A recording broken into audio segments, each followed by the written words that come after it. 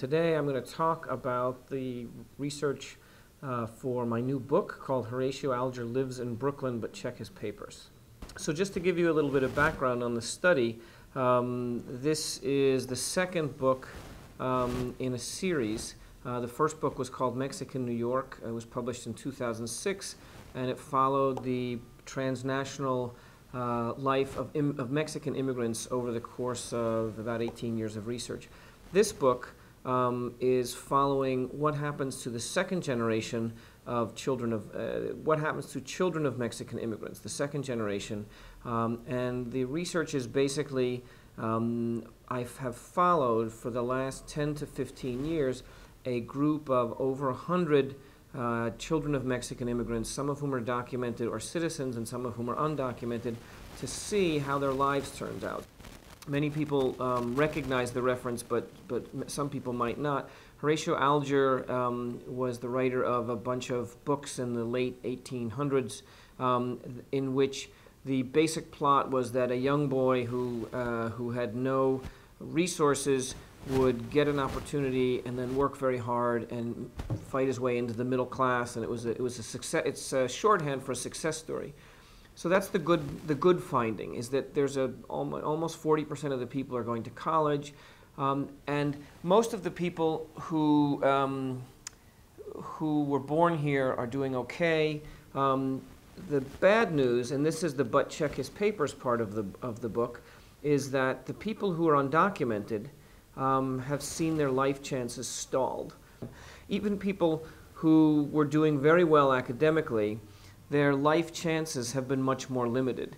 And part of the reason for that is because when they move from childhood and adolescence into early adulthood, the protections that they get as children go away. The legal protections they get as children go away, and their undocumented status kicks in fully.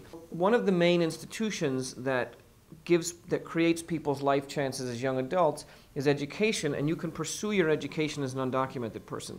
However, one of the main institutions that converts that education into actual opportunities in your life is the labor market.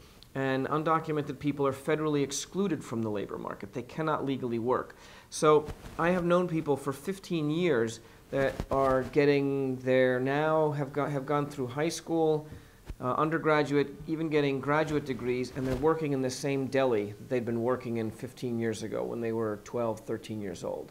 And this seems to me like a tremendous waste of talent and a tremendous injustice, because you've got these kids who've basically grown up in the United States, have become early adults, and have their life chances stalled.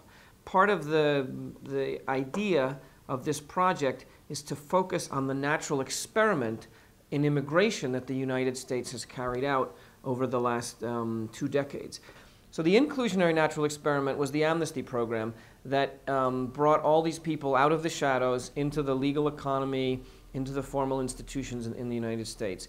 The exclusionary experiment is that after the amnesty program, we have had a near moratorium for the last 25 years on most undocumented people being able to legalize. Unless you have an immediate relative who can sponsor you, if you come in as an undocumented youth, you're just not going to be able to legalize. So we have now people who go from childhood through adolescence into early adulthood, into full adulthood, living as undocumented people, virtually in perpetuity, because they don't see any way to change their status.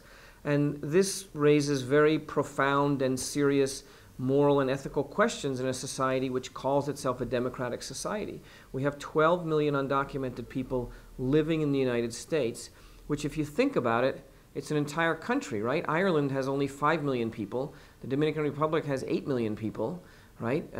So we've got 12 million people living in the United States in an undocumented status, who basically have very little in the way of exercisable rights, whose life chances are severely constrained, who can grow up from childhood and still be deported back to countries they've never even visited. It seems to me profoundly unjust. And there's another policy implication here. One of the reasons that many people object to, or fear undocumented immigrants, illegals as they call them, is because they fear they're going to create an underclass. But the irony of the situation is, if you have these kids who are living long-term undocumented, in a long-term undocumented status, they're more likely to drop out of high school. They're more likely to have children young and raise them in poverty because they can't make money. And that would then, in turn, contribute to the formation of a larger group of people who live in very poor circumstances. So in a sense, our policy is creating the conditions for the emergence of the underclass we fear, whereas if we in fact just allowed these people to legalize and help them to incorporate successfully, we would have more Horatio Alger stories.